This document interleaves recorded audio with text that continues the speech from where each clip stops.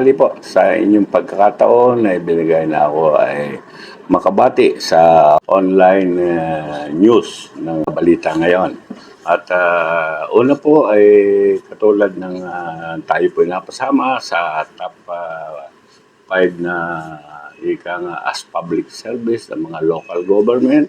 Ako po ay nagpapasalamat sa Hypothesis Philippines na ang pulso ng bayan ay tayo po ay nakasama po doon. At amin pong pagbubutihan pa sa mga darating po uling year o taon para mas mataas-taas pa po ang aming average sa inyo. Kaya maraming po salamat. I highly appreciated your Hypothesis Philippines.